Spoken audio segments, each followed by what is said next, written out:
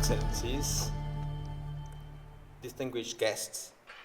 So, a lot have been already said, but I'm going to try to summarize a little bit what we're doing at electrification within GE Vernova. What is exactly electrification?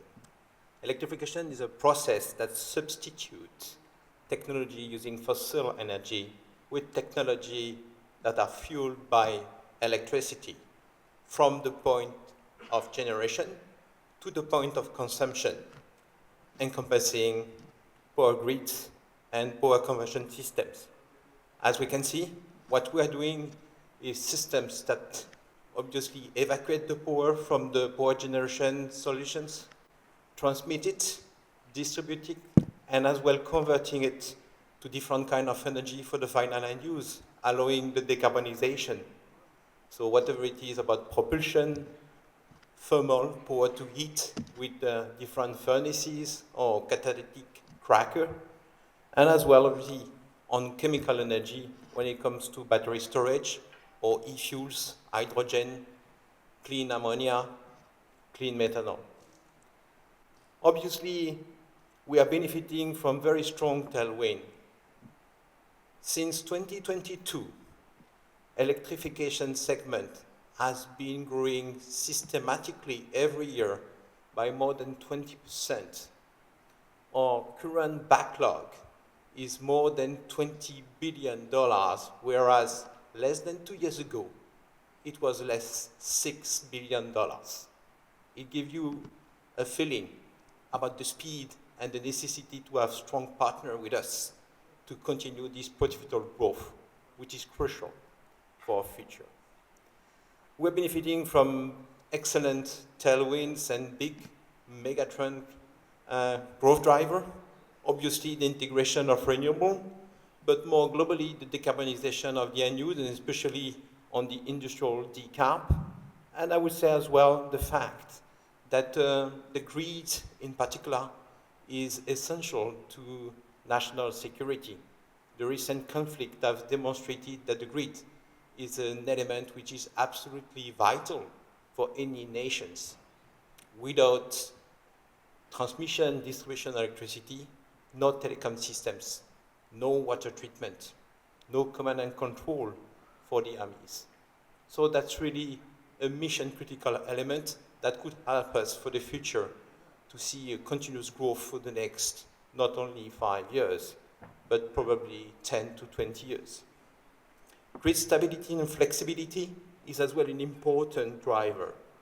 We have been seeing today and yesterday how grid stability is important to this kingdom, because as long as you increase the level of renewable in your power mix, the more unstable becoming your grid.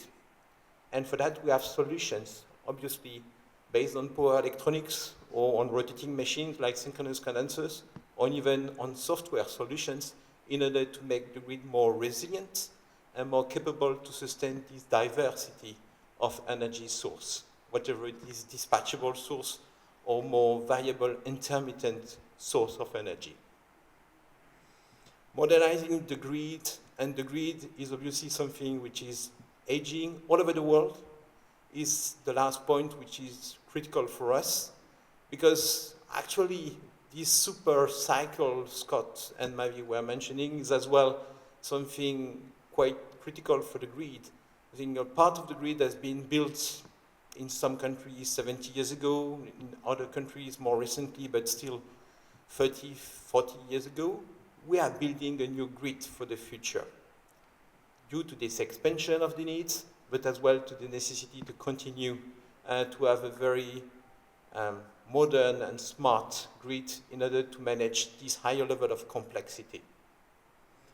And finally, I would say digitization of the world is as well the last point for this growth we're experiencing. We are speaking a lot about AI and data centers, but globally, all the IT, telecom, digitization of the world cannot work without electricity. And that's another reason why I'd say the grid and all the power to X power conversion system is so important, because we are supporting this modernization of the world. If you have a look to this growth, as I was explaining, we are expecting at what is the addressable market, and it's a very modest views, to have a business which is going to grow by a factor of 2 in terms of addressable market for GE Vernova, from $75 billion for the segment we are serving to $170 billion. When I'm listening to His Excellencies this morning and yesterday to SEC, it's probably extremely understated. Remember, yesterday we heard about $150 billion of investment that was declared by the SEC. When I'm hearing this morning 400 new substations, that's totally huge, only for this country. So it shows all the potential for all the suppliers and the partners we have all over the world, and in particular in this kingdom, in order to fulfill the possibility to grasp excellent, profitable growth opportunities. I will not develop too much the right side of this page, but just to give you an idea, without the electrification, the 500 gigaton of CO2 to be reduced in order to reach net zero at worldwide level is not possible. Obviously, decarbonization power generation is a key element, but it represents 25 to 50% of this emission to be abated. After that, you need still to make large effort on energy efficiency. It represents 23% of this emission to be abated. And on this, all the power systems, especially the power drive, all the software solutions, which is really optimizing the energy consumption, is a key element. Electrifying the end use, I was speaking some minutes ago about the transformation we can see on the oil and gas industry, going more and more on electric LNGs, going more on the electrification of oil and gas platforms, but as well the steel and the metal industry. Most of these industries in the world now are considering electric arc furnaces, different kind of catalytic cracker that would go through electricity.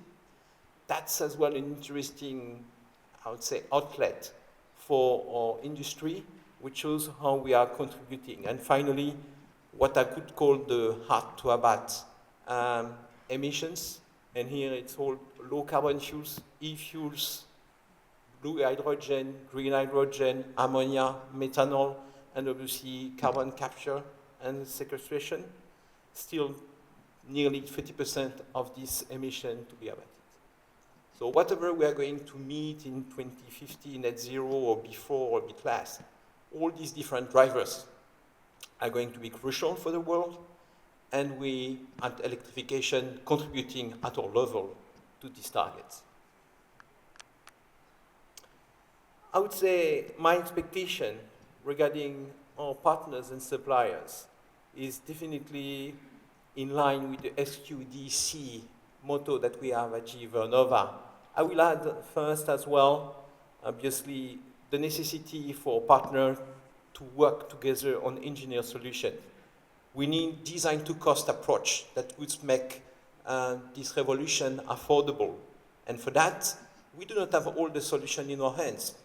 It's really a co-construction we need to have with our partner and suppliers to find the right spot, the right definition of the product that make the things affordable. Quality is paramount for us. You understand that growing so fast, we cannot afford to troubleshoot every day sub-supplies. So quality, product integrity, reliability is the #1 focus for all the supply we're receiving, because that's the key element to satisfy the end user and the customer, but as well to make sure that the growth is possible.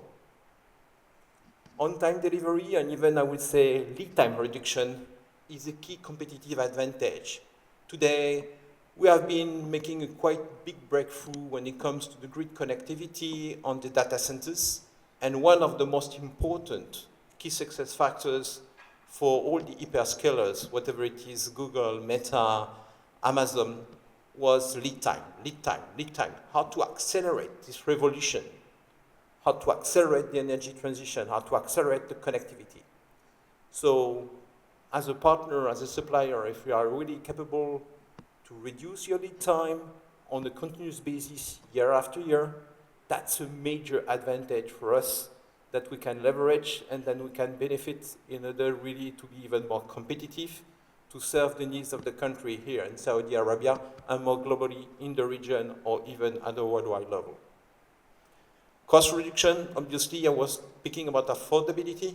That's an element in this very, very bullish growth where sometimes we are not completely underlying, but it's becoming more and more a topic. If we want to continue to have this double-digit growth for the next 10 years, we need as well as suppliers, as OEM, to be really responsible and to give the right level of cost competitiveness in order to make sure that the end user and as well the consumers will have the possibility to access to this revolution that is the energy transition.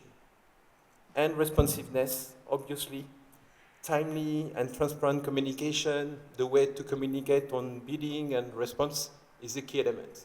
If you are ticking all the boxes on these different elements, you are definitely an excellent supplier for us, and we like to work more with you because there is so much to do here in Saudi Arabia and in the regions that I'm sure that there is really enormous, huge opportunities to share together.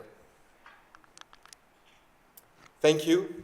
Thank you so much, and thank you for your collaboration, and looking forward to hearing you and working with you for the next 10 years. Thanks a lot.